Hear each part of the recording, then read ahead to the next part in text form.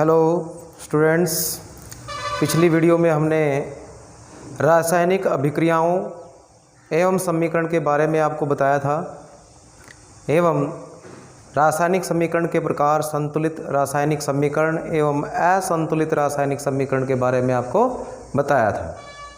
किसी भी रासायनिक अभिक्रिया के दो भाग होते हैं, लेफ्ट हैंड साइड में अभिकारक और राइट हैंड साइड में उत्पाद होते हैं। अभिकारक का भी आपको पता है, अभिकारक किसे कहते हैं? ऐसे पदार्थ या ऐसे यौगिक जिनकी वजह से अभिक्रिया होती है उन्हें अभिकारक कहते हैं। जैसे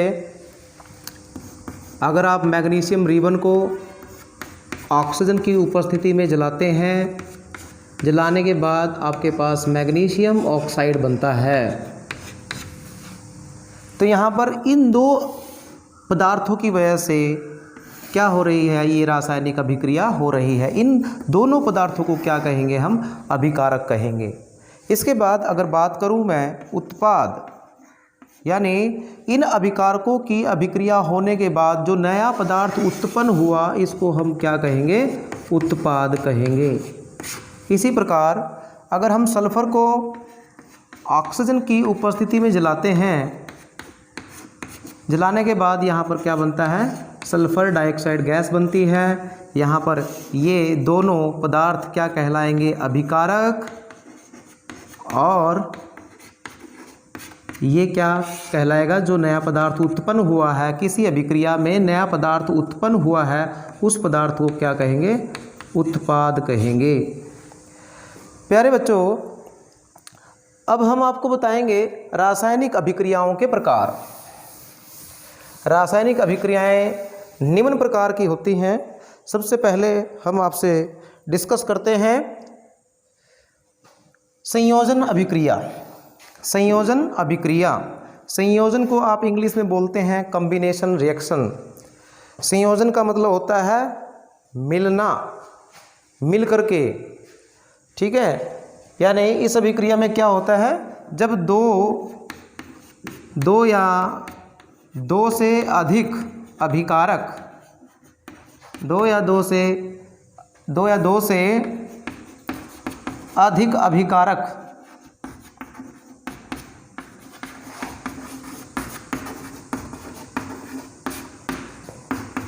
मिल करके एकल उत्पाद बनाएं,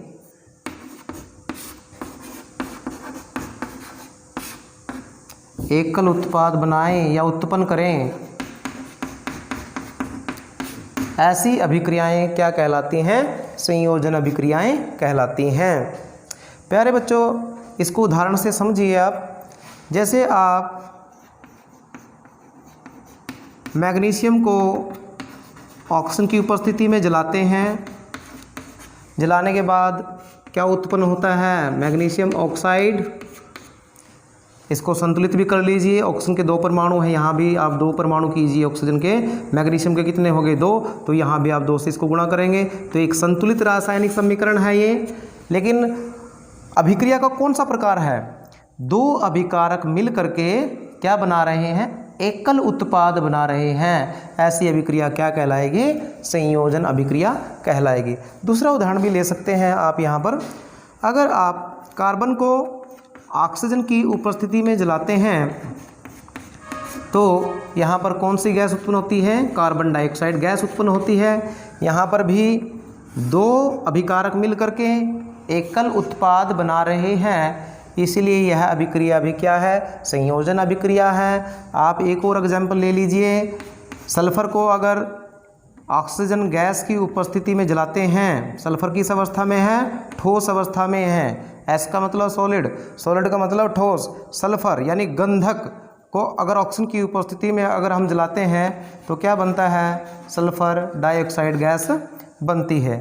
तो यहाँ पे दो अभिकारक मिल करके एकल उत्पाद बना रहे हैं। ऐसी अभिक्रियाएं क्या कहलाती हैं? संयोजन अभिक्रियाएं कहलाती हैं।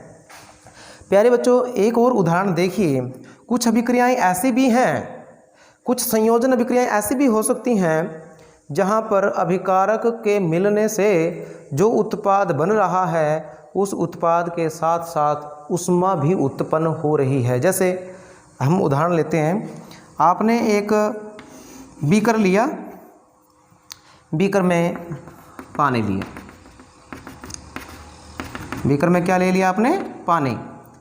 बीकर में पानी ले लिया आपने, जल ले लिया आपने, और इस बीकर को हाथ लगा करके टच करके देखते हैं आप, तो आप कहते हैं कि बीकर ठंडा है।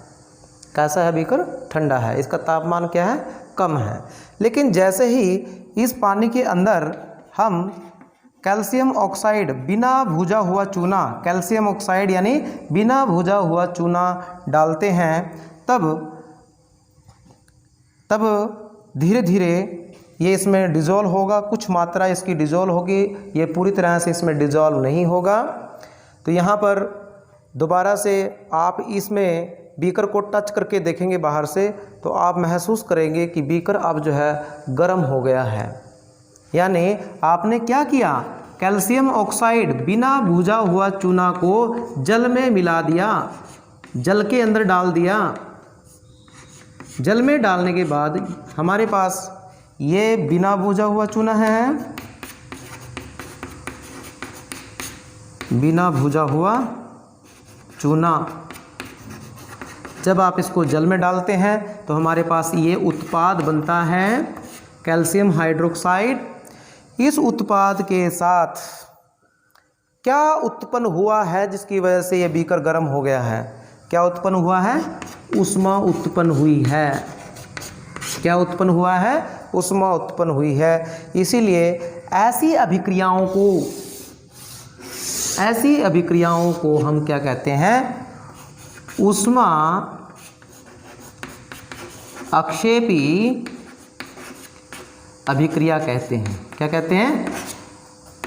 ऊष्मा अक्षेपी रासायनिक अभिक्रिया कहते हैं।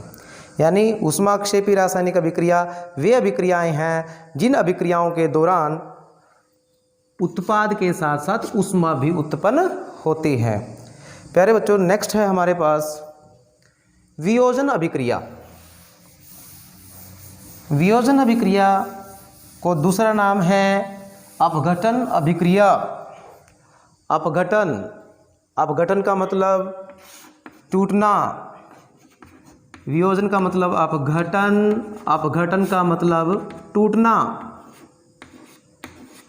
टूटना या टूट करके। यानी ऐसी रासायनिक अभिक्रियाएं जिसमें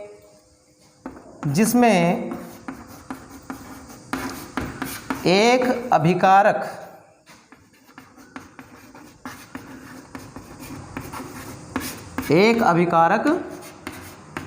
टूट करके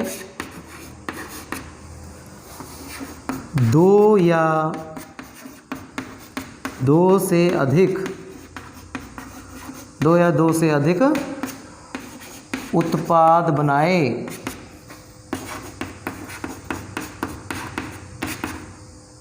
ऐसी अभिक्रियाएं क्या कहलाती हैं? वियोजन अभिक्रियाएं कहलाती हैं।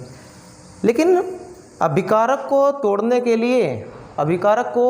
के लिए हमें क्या देनी पड़ेगी? ऊर्जा देनी पड़ेगी। और ऊर्जा किस रूप में दे सकते हैं आप? ऊर्जा जो है ऊष्मा के रूप में भी दे सकते हैं, आप ऊर्जा जो है प्रकाश के रूप में भी दे सकते हैं, आप जो है ऊर्जा विद्युत ऊर्जा के रूप में भी दे सकते हैं। ठीक है, अब पहले देखिए, उदाहरण देखिए वियोजन अभिक्रिया का। इसका उदाहरण देखिए, आपके पास ये चूना पत्थर है। अगर आप इसको ऊष्मा देते हैं, ऊष्मा को आप जो है इस ट्रायंगल से भी लिख सकते हैं, इस त्रिभुज से भी लिख सकते हैं। इस त्रिभुज का मतलब होता है ऊष्मा और इंग्लिश में हीट। जब इस चूना पत्थर को हम हीट करते हैं, गर्म करते हैं, तो यह इस ऊष्मा को अवशोषित कर लेता है अवशोषित करके 2 या 2 से अधिक उत्पाद बनाता है। ये कितने उत्पाद बनाएगा? यहाँ पर 2 उत्पाद बनाएगा। एक बनाएगा बिना भुजा हुआ चूना और दूसरा क्या बनाएगा? Carbon dioxide gas. यानी एक अभिकारक को तोड़ने के लिए ऊष्मा की आवश्यकता पड़ी और ये अभिकारक टूट करके 2 उत्पादों में बदल गया। ऐसी अभिक्रिया कौन सी अभिक्रिया है? वियोजन अभिक्रिया है। ठीक है, इसको कौन सी अभिक्रिया बोलेंगे? वियोजन अभिक्रिया बोलेंगे, क्योंकि एक अभिकारक टूट करके 2 उत्पाद उत्पन्न कर रहा है। ऐसी अभिक्रिया क्या है? वियोजन अभिक्रिया है। प्यारे बच्चों, अब हम आपको वियोजन अभिक्रिया के प्रकार बताते हैं। वियोजन जो अभिक्रिया है ये 3 प्रकार की हमारे पास है। पहली है ऊष्मीय वियोजन। अगर हम किसी अभिकारक को ऊष्मा देकर के तोड़ते हैं तो ऊष्मीय वियोजन अभिक्रिया। दूसरा है प्रकाशीय वियोजन। प्रकाशीय वियोजन यानी अगर हम किसी अभिकारक को प्रकाश की उपस्थिति में तोड़ रहे हैं तो प्रकाशीय वियोजन। और तीसरी क्या है? विद्युत वियोजन या विद्युत अपघटन अभिक्रिया। यानी ये वियोजन अभिक्रिया 3 प्रकार की है। ऊष्मीय वियोजन, प्रकाशीय वियोजन और विद्युत वियोजन। बिल्कुल आसान है। अगर हम किसी अभिकारक को ऊष्मा की सहायता से तोड़ रहे हैं 2 या 2 से अधिक अभिकारकों में, उत्पादों में, तो ऐसी अभिक्रिया ऊष्मीय वियोजन अभिक्रिया कहलाती है। उदाहरण देख लीजिए। अब ऊपर वाला एग्जाम्पल देखिए आप। चूना पत्थर अगर ऊष्मा की उपस्थिति में तोड़ रहे हैं, 2 उत्पाद बन रहे हैं, तो किसकी उपस्थिति में तोड़ रहे हैं? ऊष्मा की उपस्थिति में। इसलिए ये अभिक्रिया कौन सी अभिक्रिया है? ऊष्मीय वियोजन अभिक्रिया है। एक और उदाहरण देखिए आप। हमारे पास है फेरस सल्फेट। ठोस अवस्था में अगर आप इसको गर्म करते हैं, ऊष्मा देते हैं आप इसको, फेरस सल्फेट को, फेरस सल्फेट को अगर ऊष्मा देते हैं तो ये 3 उत्पादों में टूटता है। कौन कौन से? एक लाल भूरे रंग का उत्पाद बनता है जिसका नाम है फेरिक ऑक्साइड।